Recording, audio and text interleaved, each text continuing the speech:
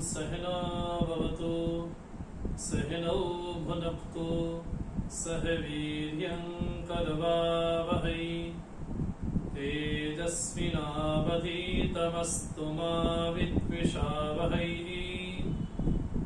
ओम शांति शांति शांति।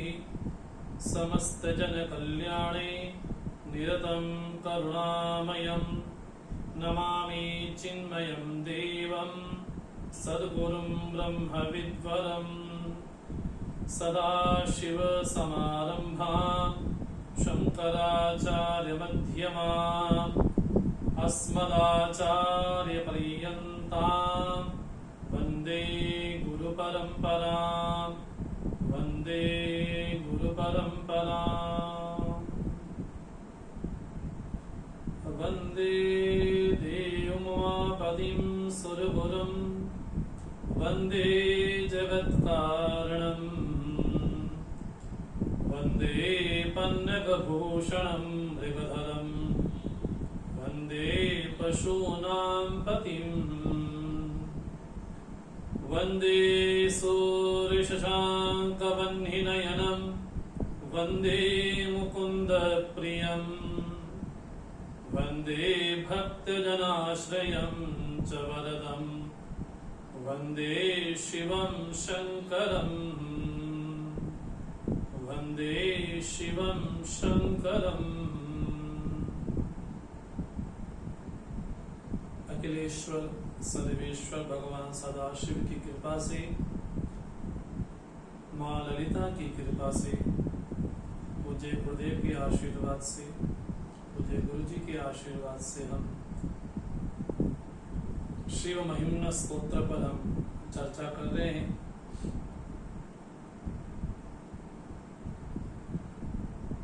और इससे बड़ी सौभाग्य की बात और क्या होगी कि श्रावण मास में शिवरात्रि के पर्व पर हम शिव महिम्न स्तोत्र पर चर्चा कर रहे हैं। ये भगवान की अहेतु की कृपा ही है, जिस कृपा के पीछे कोई हेतु कोई कारण विशेष नहीं है। ऐसी भूत भावन की कृपा से, उनके आशीर्वाद से ही हम उनकी स्तुति पे यथा मति अनुसार यथा सामर्थ्य अनुसार कुछ चर्चा कर रहे हैं। भगवान का नामकरण करते हुए पुष्पदंताचार्य कहते हैं कि भगवान शिव को एक व्यसन है, उस व्यसन का नाम है भुवन भय भंग व्यसनिना। जब जब धरती पर कोई विशेष कष्ट आता है, प्राणियों पर कष्ट आता है, जंतुओं पर कोई विशेष कष्ट आता है, तब तब भगवान अवतरित हो करके उसके कष्टों को, दुखों को, तापों को, संतापों को भगवान दूर करते हैं। यही भगवान का एक व्यसन है। और उस व्यसन के लिए भगवान त्रिभुवन में पूज्य भी हैं। इसलिए भगवान शिव के अनेकानेक नाम हैं। भगवान की शक्ति विशेष को देख करके भगवान का नामकरण भी हो जाता है।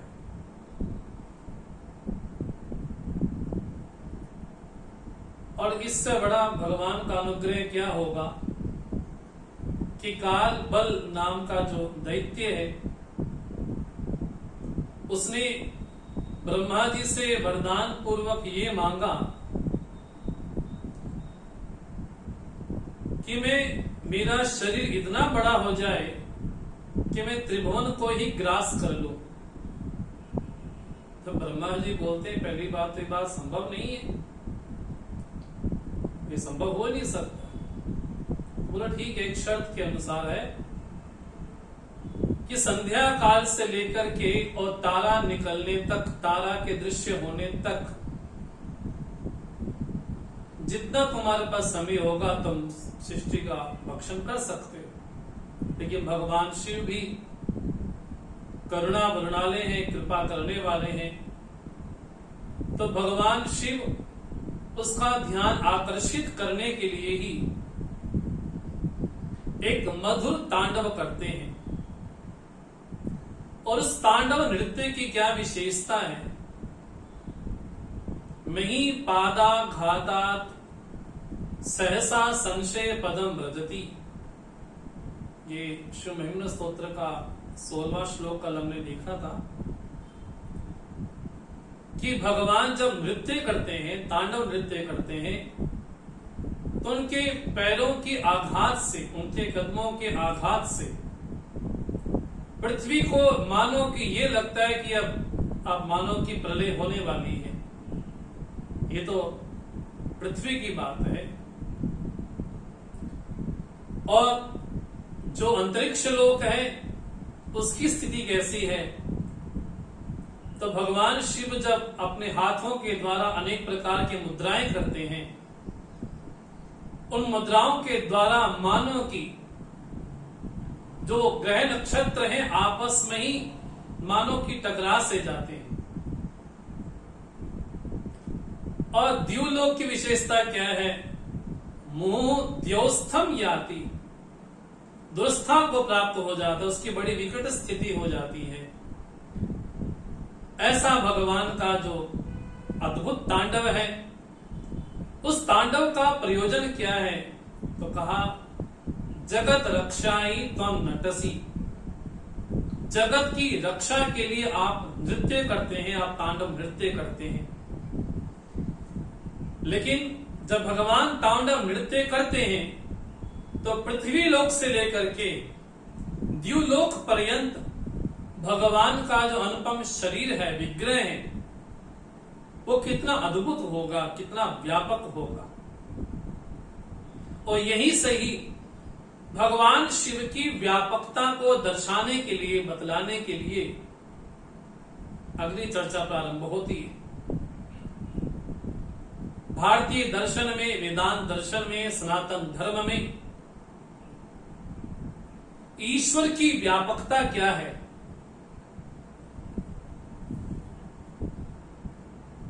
ईश्वर सर्वगत है। पहली बात चित्त में यह स्मरण आए कि ईश्वर की व्यापकता कैसी हो सकती है कि वो सर्वगत है, सब जगह समाया हुआ है, सब जगह गया हुआ है। इसलिए उसका एक नाम है एकहा। उसको बोलते एक है ना, तो एक क्यों बोलते हैं? तो कहा एतीति एका, जो आगे गया हुआ है। 10 की संख्या में भी एक है, 50 की संख्या में भी एक है, 1000 की संख्या में भी एक है, लाख करोड़ की संख्या में भी एक है। तो एक नाम की संख्या सर्वत्र गई हुई है, इसलिए उसका नाम एक भी है। वो सब जगह समाया हुआ है, सब जगह अनुस्यूत है, सभी जगह ओतप्रोत है। ये उसकी व्यापकता है। इसलिए जब राम जी का आवाहन करना था तो भगवान शिव स्वयं अपने मुख से कहते हैं, हरि व्यापक सर्वत्र समाना, समान रूप से सर्वत्र व्यापक है वो। तो ईश्वर की व्यापकता तो ऐसी। पहला रामचरितमानस के रामचरितमानस के अनुसार कहें तो ईश्वर की व्यापकता पहली बात कही गई, वो सर्वगत है, हर जगह गया हुआ है। सृष्टि का ऐसा कोई कण विशेष नहीं है जहां उसका अस्थि भाव नहीं। दूसरा, ईश्वर की व्यापकता है सर्व उर आलय है, अर्थात सर्वांतरयामी है।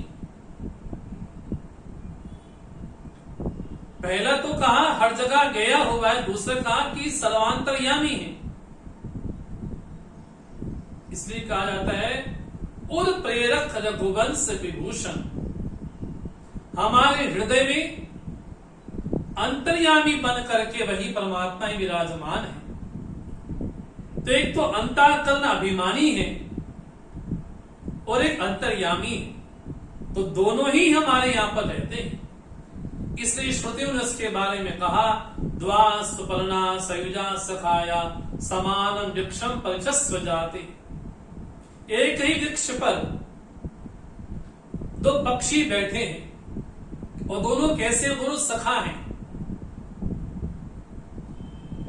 एक जीव है तो एक ईश्वर है। दोनों की ख्याति स्वरूप में हमारी श्रुतियों में कही गई। इसलिए दोनों को कहा गया, दोनों कौन है, तो कहा दोनों सखा हैं। सखा किसको बोलते हैं? बोले समाना ख्याति यस्य, जिनकी ख्याति समान हो उसको कहा जाता है कि वो सखा है। तो एक तो हमारे यहां पर अंतःकरण अभिमानी है जिसको हम जीव कह देते हैं, और एक अंतर्यामी भी है। तो ईश्वर की व्यापकता कैसी है? पहला, हर जगह गया हुआ है।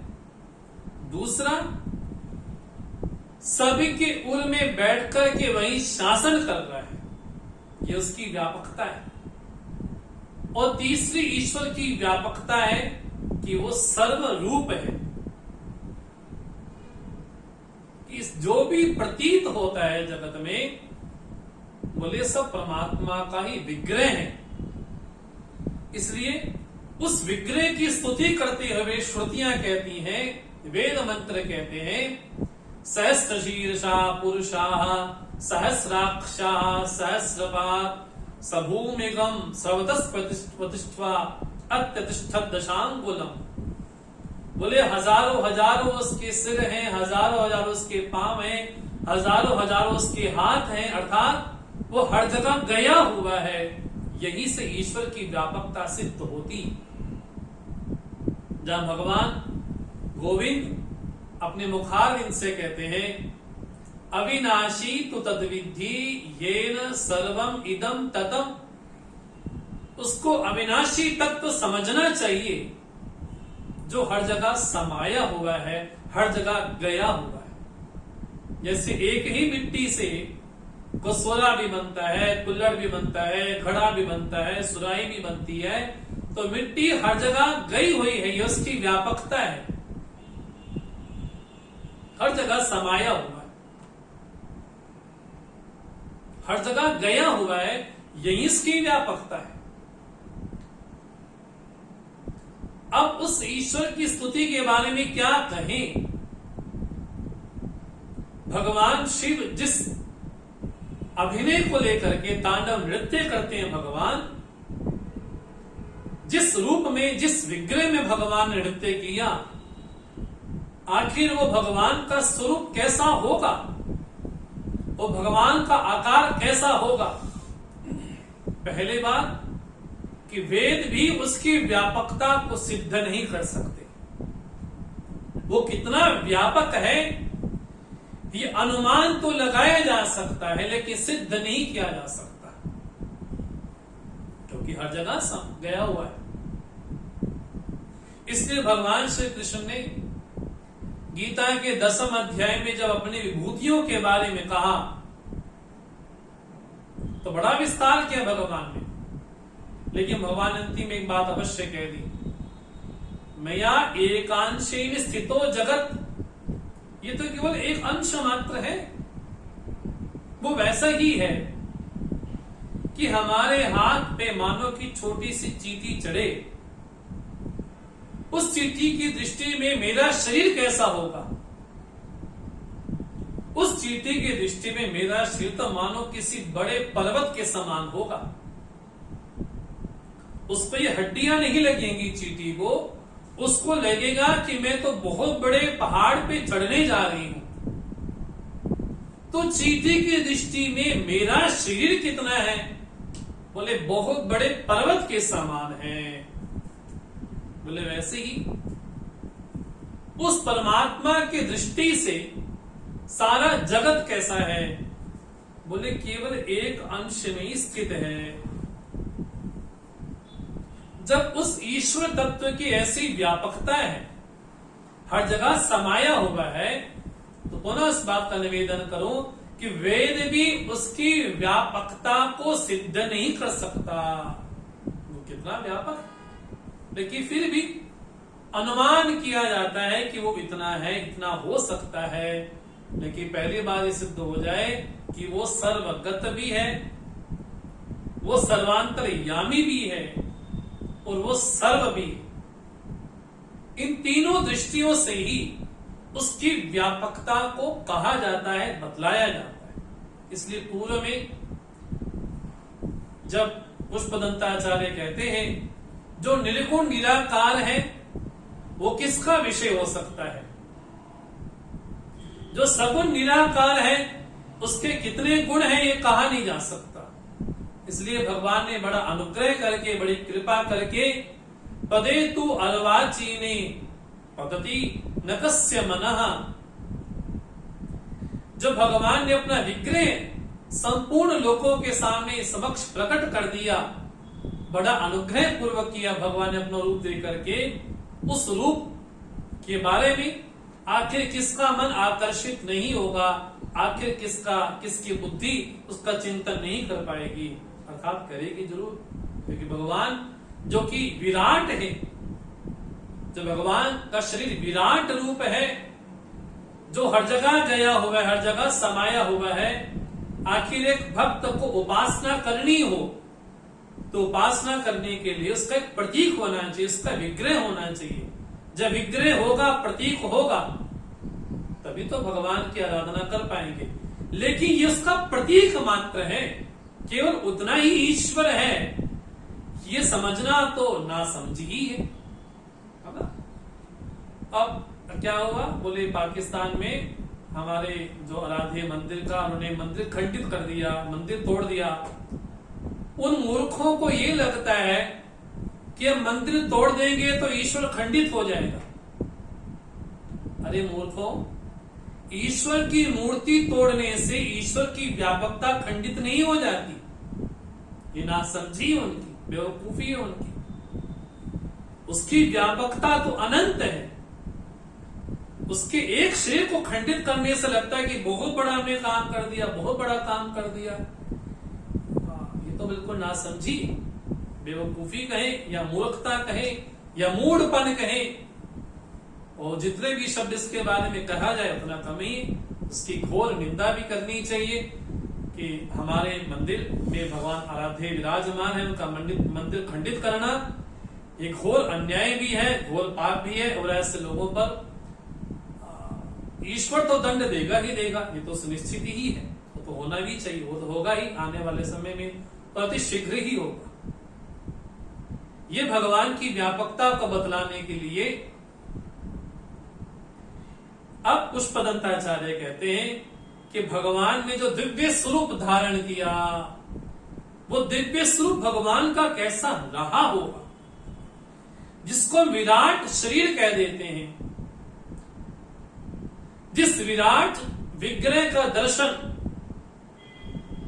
अर्जुन युद्ध स्थल में करते हैं, जहां भगवान की स्तुति में ये कहते हैं नान्तम न मध्यम न पुनस्तवादिम, और यहां तक अर्जुन जब समझ नहीं पाता कि बाहर भी वही है और भीतर भी वही है।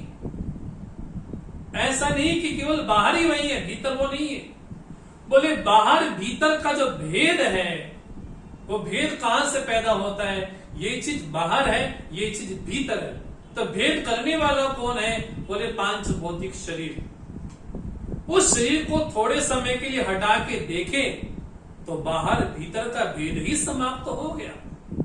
भेद तो वही संभव है, वही हो सकता है जहां पे कोई उपाधि हो, जहां पर कोई बाधा विशेष हो। इसलिए अर्जुन ने जब भगवान का विराट रूप देखा तब उसको यह लगता है कि बाहर भी वही है, भीतर भी वही है, दाएं भी वही है, बाएं भी वही है, आगे भी वही है, पीछे भी वही है, ऊर्ध्व भी वही है, अधा भी वही है। इसलिए अर्जुन नमस्कार करते हैं, नमस्ते अस्तु सहस्त्र कृत्वा नमो नमस्ते अस्तु। पृष्ठतस्ते, आपको पीछे से नमस्कार है, आगे से नमस्कार है, दाएं से नमस्कार है, बाएं से नमस्कार, अर्थात सर्व रूप से आपको नमस्कार करते हैं, अर्थात आप अनंत हैं। जो अनंत होता है, जो विशाल होता है, परमात्मा को विशाल कहना ये उसकी उपमा नहीं है। विशाल विशाल की सीमा हो सकती है, लेकिन वो तो सीमा के घेरे में नहीं आता, वो तो बाउंड्री में घेरे में नहीं आता, वो तो टाइमलेस भी है, वो ऑब्जेक्टलेस भी है, ये उसकी विशेषता है, वो स्पेसलेस भी है। इसलिए देश काल वस्तु के घेरे में वो तत्व नहीं आता, ऐसा अनंत उसका विग्रह है। देखिए फिर भी भक्तों पर उपकार करने के लिए, कृपा विशेष करने के लिए ही भगवान वैसा रूप धारण करते हैं। भगवान ने बड़ी कृपा की कि भगवान शिवलिंग के माध्यम से हमारे सामने प्रकट हुए ताकि हम उनकी उपासना कर पाए। और शिवलिंग भगवान का सगुण निराकार अवतार है, निराकार रूप में भी वही स्थित है, लेकिन जब प्रार्थना करते हैं निराकार में, बोले उसको पुष्प अर्पण करें, जल अर्पण करें, दही अर्पण करें, शहद अर्पण करें, सब नीचे की ओर आता है। अपने आप में कैसे बिल्कुल निरपेक्ष है, लेकिन हमारी प्रार्थना भी वो सुनते हैं। ऐसा भगवान का विग्रह विशेष है। वो विग्रह कितना विशाल था, तो पुष्पदंताचार्य कहते थोड़ा अनुमान कर ले, अनुमान हो सके तो कर ले, हालांकि कहा नहीं जा सकता, लेकिन फिर भी अनुमान बुद्धि है ना, कुछ न कुछ सोचना चाहती है, तो कितना अनुमान कर पाएगी उस ईश्वर के शरीर के बारे में, विग्रह के बारे में। तब कहते हैं भगवान का विग्रह कितना विशाल था। ये 7वें श्लोक में कहते हैं, व्यापीतारा गण गुणित फेनोदक मरुचि प्रवाहो वारम्या पृषत लघु दृष्टा शिरसि ते जगद्वीपाकारम्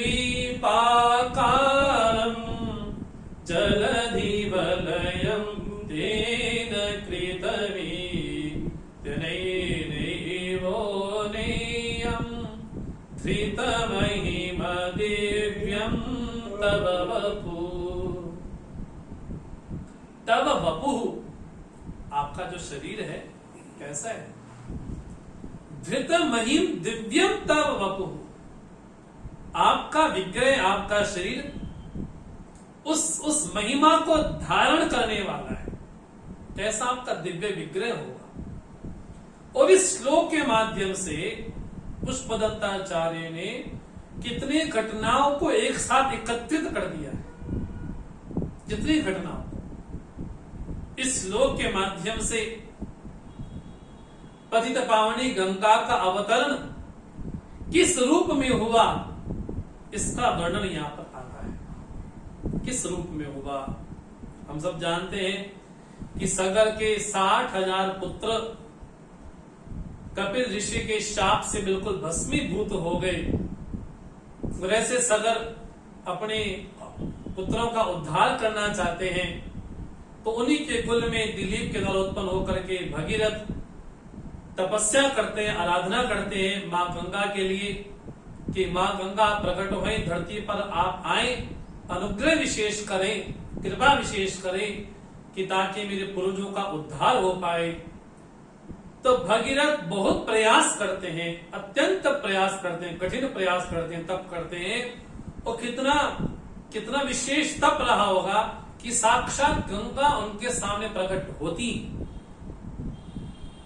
और इस गंगा का संबंध ब्रह्मा जी से भी है, विष्णु जी से भी है और महेश से भी है। और गंगा है कैसी? त्रिपथ गामिनी है।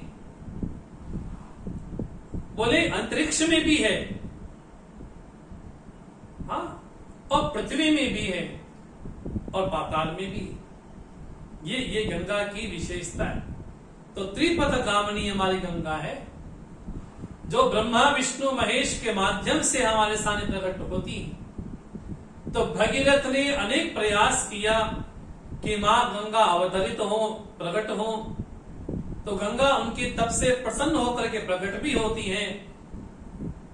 तो गंगा कहती है मैं आ तो जाऊंगी, लेकिन मेरा वेग इतना ज्यादा है, इतना ज्यादा, उसको तो धरती सहन नहीं कर पाएगी, बिल्कुल वेग के द्वारा मैं नीचे ही चली जाऊंगी। तो क्या करे? बोले शिव को प्रसन्न किया जाए। तो ब्रह्मा जी ने कहा कि शिव को प्रसन्न करो आप। तो भगवान शिव की आराधना की, भगवान शिव का विशेष अनुष्ठान किया।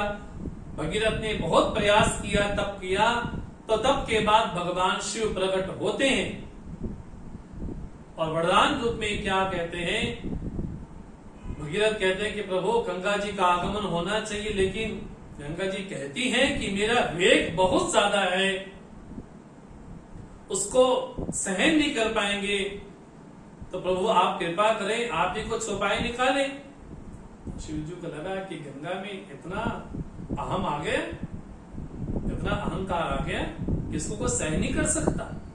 उस गंगा के अहंकार को थोड़ा शांत करने के लिए भगवान ने क्या कहा? ठीक है, हम गंगा जी को अपने जटाओं में ही विराजमान कर देते हैं। यदि गंगा जी का इतना ही प्रवाह है तो उसको जटाई में उसको विराजमान किया जाए।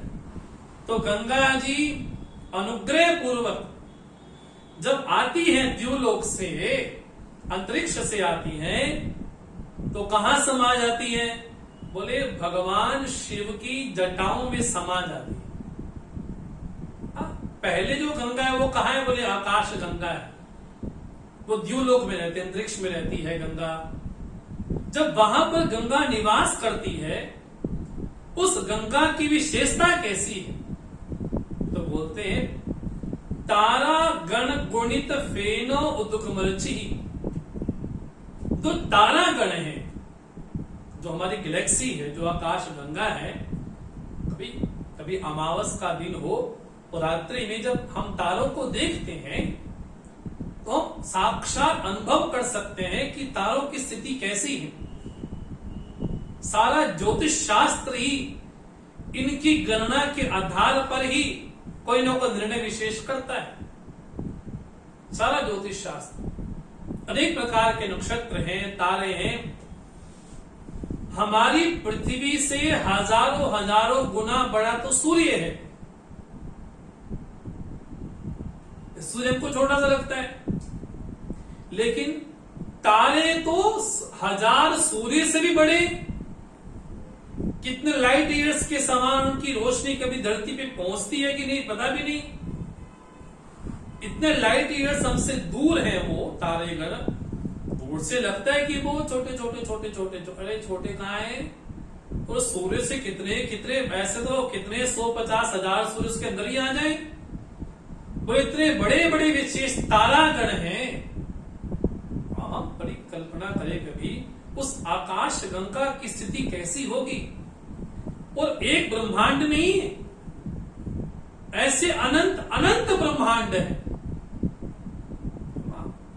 उन ब्रह्मांड में हमारे पृथ्वी तो कई फुटबॉल की तरह भी नहीं है। तो हमको बड़ा अभिमान लगता है कि मैं ये हूं, मैं ये हूं, मैं वो हूं, मैं ये कर सकता हूं, मैं वो कर सकता हूं, मैं ऐसा कर सकता हूं।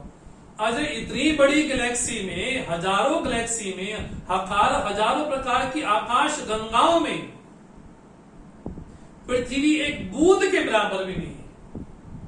बूंद भी बहुत बहुत बड़ा शब्द कहा जा सकता है उसके बारे में। बूंद भी नहीं है। ये तो पृथ्वी की औकात है, ये तो पृथ्वी की औकात। उस पृथ्वी में कहां रहते हैं हम? एशिया में। उस एशिया में कहां रहते हैं? बोले भारतवर्ष में। उस भारत में कहां रहते हैं? बोले उत्तर भारत में रहते हैं। उसमें भी कहां रहते हैं? बोले पंजाब प्रदेश में रहते हैं। उसमें भी कहां रहते हैं? बोले अमृतसर में रहते हैं। और उसमें भी कहां रहते हैं? बोले छोटी सी जगह में रहते हैं, एक कमरे में रहते हैं। उसमें भी कहां? बोले एक कमरे में रहते हैं। उस कमरे में निवास करने वाला अहम अहम अहम अहम, मैं वो। अरे उन तारा गणों की विशेषताएं देखें, उन तारा गणों की क्या स्थिति होगी। जो विशेष फोटोग्राफर होते हैं, उनको बड़ा शौक होता है कि रात्रि काल में फोटो को, तारों का चित्र लिया जाए। तो बड़ी टेक्निक के द्वारा उसका चित्र लेते भी हैं। कितने अद्भुत कभी चित्र आते हैं हमारे सामने। वो गैलेक्सी कभी शंख के आकार की दिखाई पड़ती है। अरे वो तो छोड़ दे, एक पीपल का पत्ता हो, उसको जूम करते करते जाए, उसमें क्या दिखाई पड़ेगा? हल्का सा छिद्र छिद्र दिखाई पड़ेंगे। कई तो ऐसे जीव जंतु हैं जिनको आंख से देख ही नहीं सकते। बोले तारागण तो कितने कितने कितने दूर हमसे होंगे, हजारों प्रकाश वर्ष हमसे दूर है। उनका प्रकाश अभी धरती पे आया है कि कब आएगा, वो कितने हजारों साल के बाद आएगा, ये भी नहीं पता। पुष्पदंताचार्य कहते हैं हमारी जो गंगा है ना, वो आकाश गंगा, उन तारा गणों की जो चमचमाती जो चीजें ना चम चम चम चम चम करती हैं, बोले आकाश गंगा वहां पर विराजमान है। वो पानी में बुदबुदे होते हैं, फेन होते हैं, तो तारागण मानो उसकी शोभा को बढ़ाते जाते हैं। उस गंगा की शोभा जो भगवान के चरणोदक से निकली है, जो भगवान का चरणामृत है, वो आकाश गंगा जब वहां पर विराजमान है, तो तारागण जिनका प्रकाश बोले कितना कितना हमसे विशाल है, वो बोले वो तारागण भी उस गंगा को शोभित करते हैं, वर्धित करते हैं, उसकी शोभा को मानो की और सुंदरता ला देते हैं। वो टिम टिम टिम टिम टिम टिम जो तारागण आपस में घूमते हैं, तो मानो कि ये लगता है कि उस गंगा को और सुशोभित करते जा रहे हैं। क्या बोलते हैं? तारा गण गुणित फेन, वो जो फेन विशेष है जल का, उसको कांति युक्त कर देते हैं। जैसे कोई मोती हो, हीरा हो, तो कितना चमकीला चमकीला लगता है, उसका जो रिफ्लेक्शन है, प्रतिबिंब है, कितना प्यारा लगता है। उसी तरह से हजारों हजारों लाखों अरबों, इतना भी समझा गए तो कमी ही होगी, उन तारा गणों से बड़ी सुशोभित है वो सारा ज्योतिष शास्त्र इस पे आधारित। हमारे जो 12 प्रकार की राशियां हैं, कोई तुला राशि है, धनु राशि है, कुंभ राशि है, कन्या राशि है, तो आकाश में ही वैसी आकृतियां हैं। कोई धनु के आकार की आकृति है, कोई वृषभ के आकार की आकृति है, कोई वृश्चिक के आकार की आकृति है। तो ऊपर आकृतियां ही है, ऊपर नक्षत्र ही है, ऊपर तारागण ही है। तो पुष्पदंताचार्य का बौद्धिक स्थिति देखिए कैसी होगी। वो कहते आकाश गंगाएं में जो तारागण है वो गंगा को सुशोभित करते हैं। अब बात क्या आती है? गंगा जी बोलती है कि मैं आऊंगी धरती पे तो धरती तो बिल्कुल फूट जाएगी। भगवान शिव को लगा तो अहंकार तो शांत करना चाहिए। भगवान शिव ने तो ठीक है गंगा जी को बुलाओ, हम धारण करते हैं। बड़ी प्यारी बात बोलते हैं कि जब गंगा नीचे अवतरित हुई, भगवान की जटाओं में आई, तो कैसी हो गई? तो बोलते हैं यह वाराम प्रवाह, जल का प्रवाह जो था, इतना तेज वेग था, वो कैसा हो गया? बोले पृष्ठतल घूर लघुदिष्टा शिरसी तेज शिरसी, आपकी सिर की जटाओं में वो गंगा कैसी होगी? लघु पृष्ठ, छोटी सी बूंद के समान हो गई। कहा गंगा को अहंकार था कि मैं आऊंगी तो सबको वेग से लेके चले जाऊंगी पाताल में। या भगवान की जटाओं में कहा है? बोले छोटी सी बूंद में मानो कि समा से गई। अब आप कल्पना करें हमारे सर पे चलते चलते कोई पानी की बूंद गिर जाए, हमें क्या एहसास होगा? ठीक है, हमको पता भी नहीं लगेगा कि बूंद गिरे कि नहीं भी गिरी है। बोले वैसे ही गंगा जी जब वहां पे विराजमान हुई जटाओं के मध्य में आकर के, तो कैसी स्थिति हो गई? गंगा जी को लगा कि लघुदिष्टम, छोटा सा बिल्कुल बूंद लगा, मानो कि सर की जटाओं में ऐसे गया बस। कहा गंगा को अहंकार था कि मैं सब कुछ ही मेरा ये हो जाएगा, पताल में चले जाऊंगी। भगवान शिव ने इसके अहंकार को एक क्षण में धराशायी कर दिया। गंगा मैया की ये स्थिति है। अब भगीरथ तो पहले तप करते हैं गंगा जी के लिए, फिर तप करते हैं शिव जी के लिए। अब शिव जी प्रकट भी हो गए, शिव जी ने जटाओं में विराजमान भी कर लिया। अब वही जटाओं के बीच में विद्यमान है। और इस बीच क्या हुआ? बोले एक दैत्य विशेष था, उसने इतना सृष्टि में आताताई कर रखा, तो नष्ट तो हो गई, लेकिन तारकासुर के द्वारा और भी अन्य जो हमारे षडानन है उनके द्वारा नष्ट तो हो गए, लेकिन उन्हें शरण कहां ग्रहण कर ली? समुद्र की। अब क्या करते देते? समुद्र में रह करके ही अब जाकर के देवताओं को तंग करते हैं।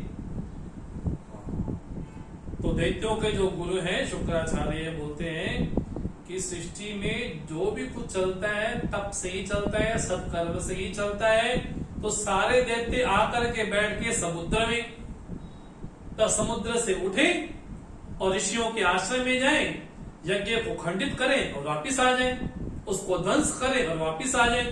सारे देवता बड़े परेशान, क्या करें? तो विष्णु जी के पास गए। तो विष्णु जी ने कहा कि एक ही उपाय है कि इस समुद्र को कोई पी ले, तभी दैत्य बाहर निकलेंगे और तभी ये संभव है। ये कैसे हो सकता है? बोले अगस्त ऋषि के पास जाओ। तो सारे देवता अगस्त ऋषि के पास जाते हैं, उनसे प्रार्थना करते हैं, प्रभु आप कृपा करो। बोले क्या चाहिए? बोले ऐसे ऐसे दैत्य हैं, वो समुद्र में छिपे हैं, तो बड़ा तंग करते सृष्टि में। तो अगस्त ऋषि ने सारे समुद्र का जल पी लिया। आप कल्पना करें ऋषि कैसे होंगे वो। तो सारा समुद्र ही सूख गया, सारे सागर ही सूख गए मानो।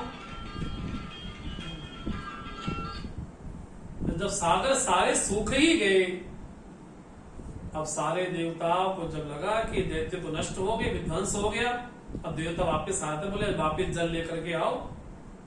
अगस्त ऋषि बोलते मैंने बचा लिया उसको, वो तो गया, वो तो हजम हो गया जल। बोले अब गंगा आएगी धरती पे, तब जाकर के समुद्र में जल भी आएगा। अब यहाँ पर स्थिति कैसी है? भगवान ने तो उस गंगा को अपनी जटाओं में विद्यमान कर लिया। और जगत की स्थिति कैसी है? जगत द्वीपाकारम जलद वलयम तेन कृतमी। सारा जल जब सागर जल से रहित हो गया सागर, तब भगवान से बड़े प्रार्थना की भगीरथ ने, बड़ो कृपा करो प्रभु। तब भगवान ने क्या किया? अपनी जटाओं को खोला। तो भगवान के जटाओं से 7 धाराएं निकली। 7 धारा में विभक्त होकर के ही ये गंगा स्रोत प्रकट हुई। एक भगवान की जो जटाएं हैं उसको अलग भी बोलते हैं, अलग। तो भगवान ने एक जटा खोली, उससे गंगा जी का आविर्भाव धरती पर हुआ। इसलिए बोलते अलग नंदा है, नंदा मैंने कन्या है। तो भगवान की जटाओं से मानव की निकली तो पुत्री ही मानव प्रकार की हो गई, अलग नंदा उसका नाम हो गया। तो भगीरथ के प्रयास से गंगा अवतरित हुई, इससे नाम क्या बोला जाता है? भागीरथी गंगा। तो सबको पतितों को पवित्र करने वाली गंगा है। ऐसी जो गंगा को विराजमान भगवान ने कहा किया?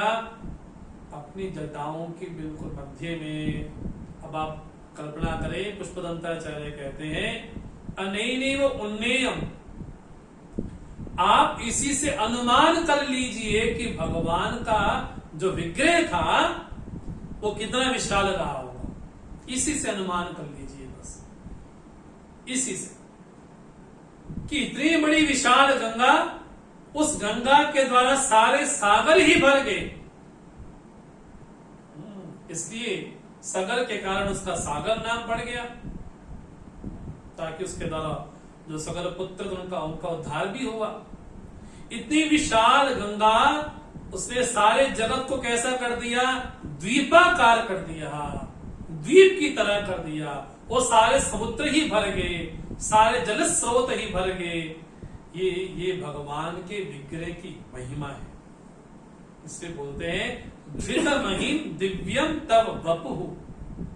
ये आपके वपु की, आपके शरीर की महिमा है।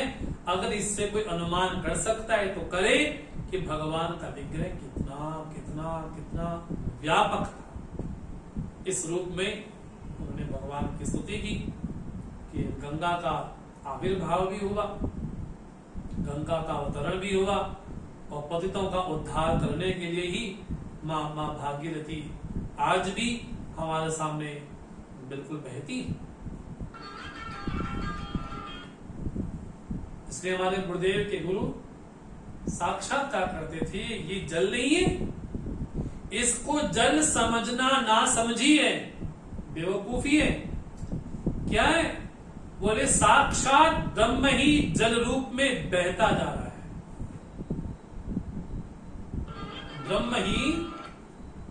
ब्रह्म तत्व ही साक्षात जल रूप में बहता चला जा रहा है। ये भगवान की स्थिति है। इसलिए बोलते हैं धृतमहिमं दिव्यम तव वपुः, ये आपकी वपु की, आपके शरीर की ऐसी महिमा है। कैसा भगवान का विग्रह रहा होगा।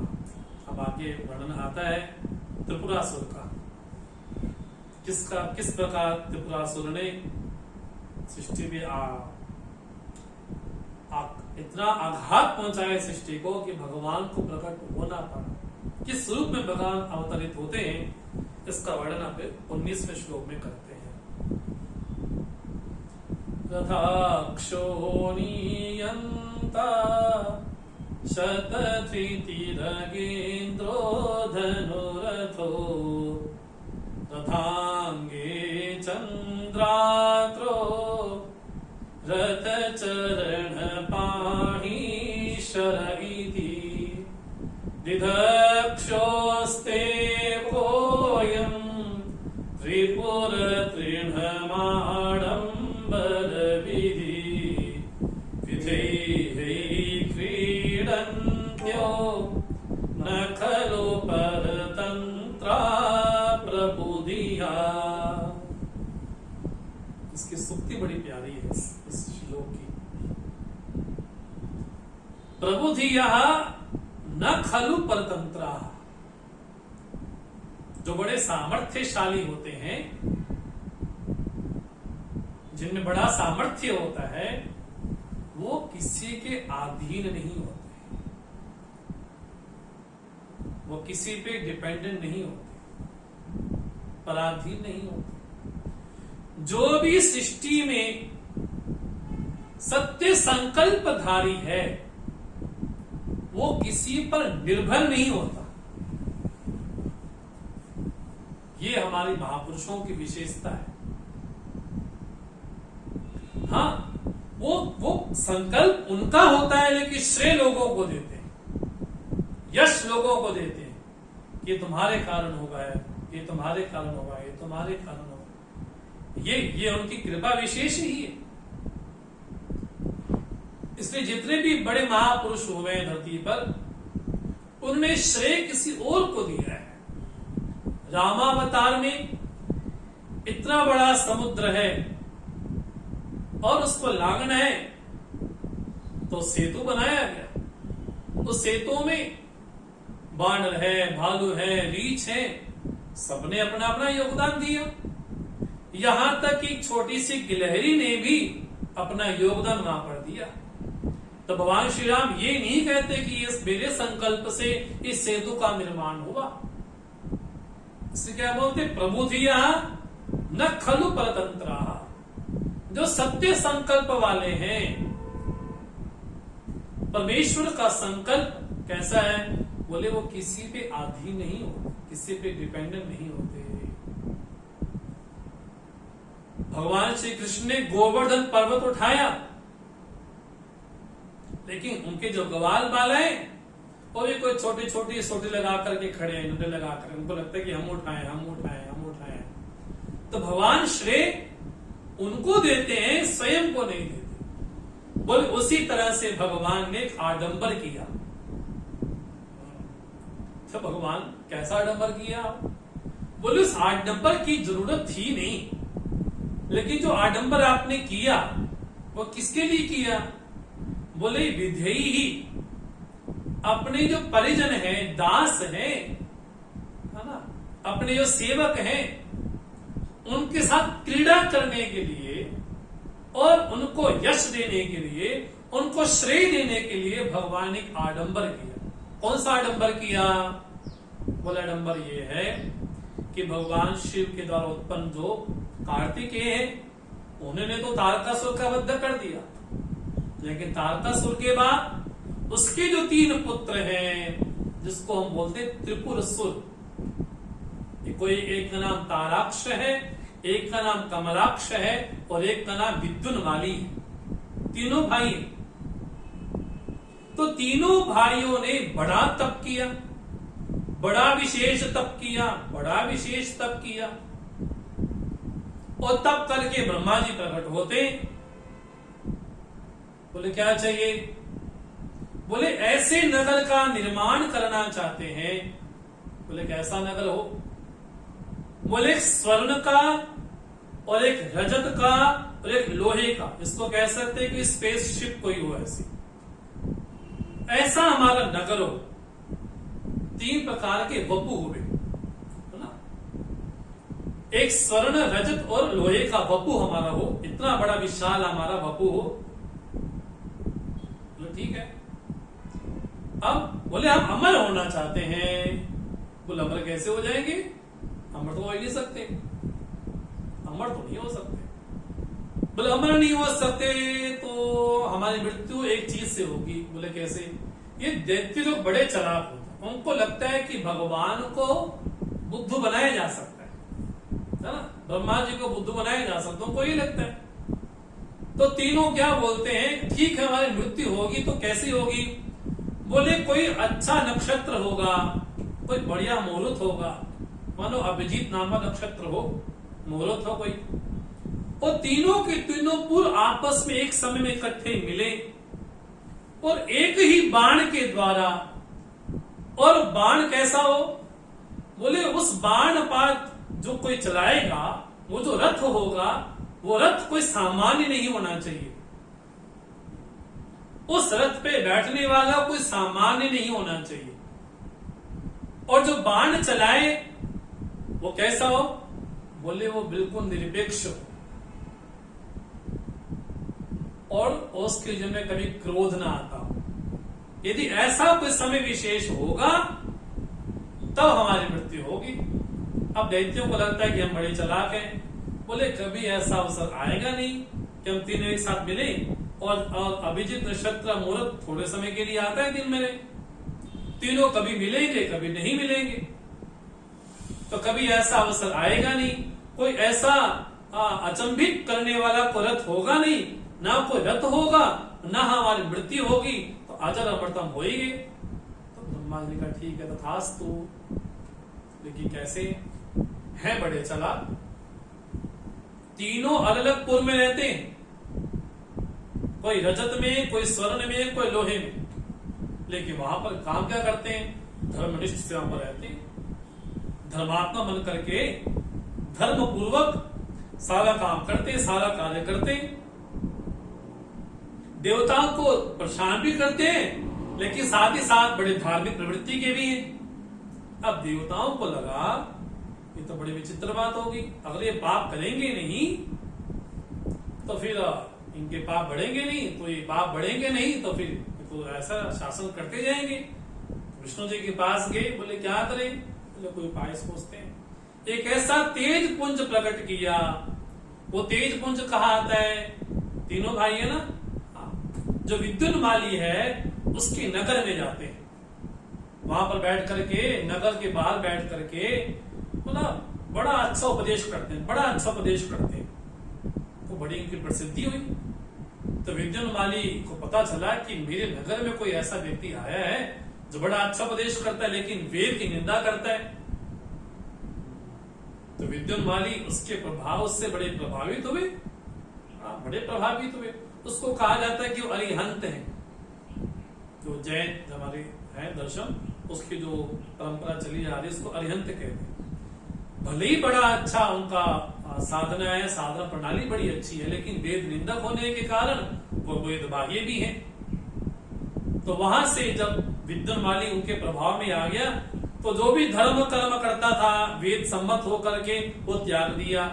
तो उसके संग में आकर के जो तारकाक्ष है, कमलाक्ष है, उन्होंने भी जो जो वेद सम्मत होकर के धर्म करते थे उससे दूर हो गए। अब क्या करना शुरू कर दिया, बोले पाप करते हैं, पापाचार करते हैं। अब जब ऐसी स्थिति हो गई तो पाप तो बढ़ गया। अब क्या किया जाए, बोले सारे देवता जाते हैं भगवान के पास। कौन, भवन भंग व्यसनिना, कि प्रभु आप ही कृपा करो, आप ही कुछ कृपा करेंगे तभी ये संभव है।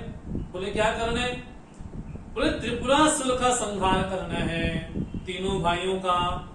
वो देखा जाए हम जो जीव हैं, हम भी तीन पुरों में रह करके भ्रमण करते हैं,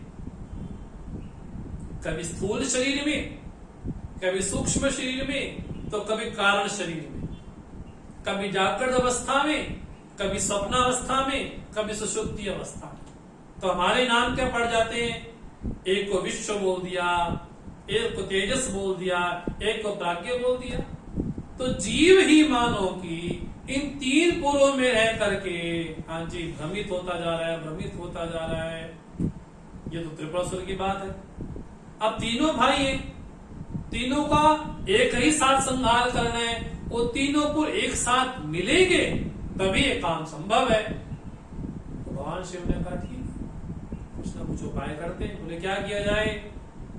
अब उन्होंने कहा था कि ऐसा को रथ हो जो साधारण ना हो तो असाधारण हो। उस रथ के बारे में क्या बोलते हैं पुष्पदंताचार्य, वो रथ कैसा था, जिस रथ पे विराजमान होकर के भगवान शिव ने एक ही बाण से तीनों पुरों को एक साथ छेदन कर दिया। वो क्या था, वो रथा क्षोणी, क्षोणी अर्थात पृथ्वी, पृथ्वी को बनाया गया रथ। आप कल्पना करें कि पृथ्वी रथ है। यंता शतधिति अर्थात ब्रह्मा को बनाया गया वाहक। अगेंद्र धनरथो, जो सुमेरु पर्वत उसको धनुष बनाया गया। रथ अंगे चंद्रार्क, रथ के दो पहिए हैं, कौन से, चंद्र और सूर्य, उसके दो पहिए।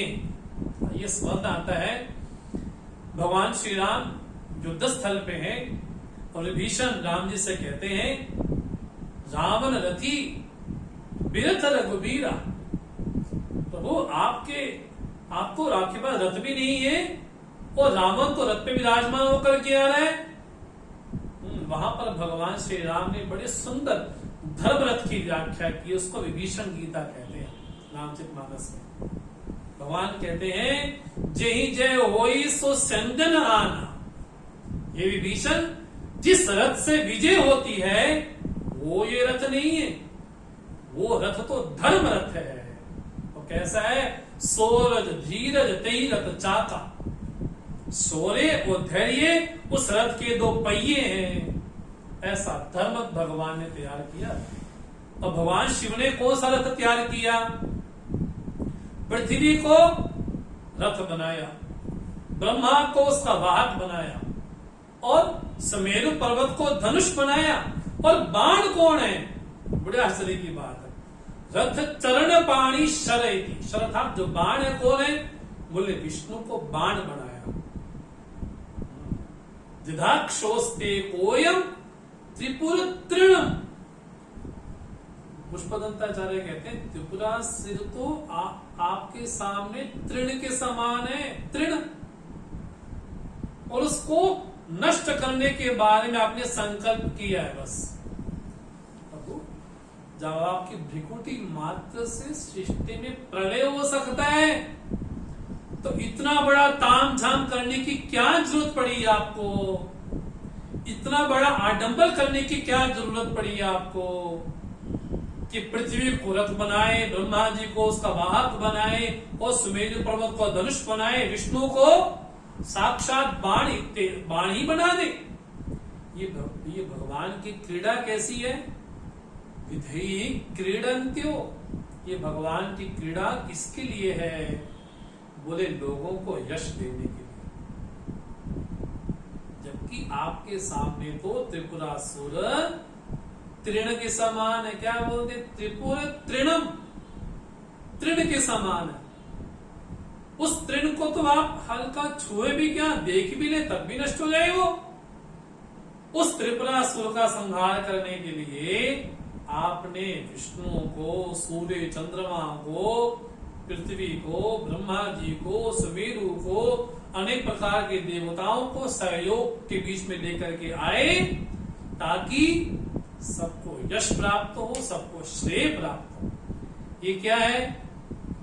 प्रबुधिया न परतंत्र खलु। जगत में जो भी सामर्थ्यवान है, जो भी शक्तिमान है, वो कभी भी किसी पर निर्भर नहीं होता। ये इसकी स्थिति है, कभी भी किसी पर निर्भर नहीं होता। ये तो प्राणों की बातों में बात कही। अब इसी प्राणों की बातों को जब उपनिषद में समझाया जाता है, तब वहां पर ज्ञान की बात आती है। उपनिषद क्या कहता है? प्रणवो धनु। प्रणव अर्थात ओंकार को धनु समझे। शरो ही आत्मा, शर अर्थात बाण को अपनी आत्मा जीवात्मा समझे। ब्रह्म द लक्ष्यम उच्चते, ब्रह्म उसका लक्ष्य है। तो क्या करे? अप्रमत्तेन वेधव्यम सर्वतन्मयो भवे। बड़े बड़े बलपूर्वक, पुरुषार्थ पूर्वक, बिना किसी प्रमाद से उस ब्रह्म लक्ष्य तक पहुंचे, वहां पर जाकर के लीन हो जाए। ये जीवत्व की गति। लेकिन पुराणों की भाषा में इसको कैसे बताया गया, और ज्ञान की जो उपनिषद की भाषा उसको कैसे समझाया गया। इस रूप में पुष्पदंताचार्य भगवान के जो विराट रूप है, किस रूप में भगवान ने गंगा को धारण किया, और किस तरह से भगवान ने त्रिपुरासुर का एक ही बाण में, अभिजीत नक्षत्र में तीनों को एक साथ आए, तीनों को एक साथ छेदन किया, तो तीनों का संहार हुआ। इस प्रकार भगवान त्रिपुरासुर के लाए का वध करने के कारण त्रिपुरारी के लाए, ये भगवान की महिमा है। समय का विशेष ध्यान रखते हुए आज के सत्र को में ही विराम देते हैं। ओम पूर्णमदः पूर्णमिदं पूर्णात् पूर्णमुदच्यते पूर्णस्य पूर्णमादाय पूर्णमेवावशिष्यते। ओम शांति शांति शांति। हरि ओम। श्री गुरुभ्यो नमः। हरि ओम।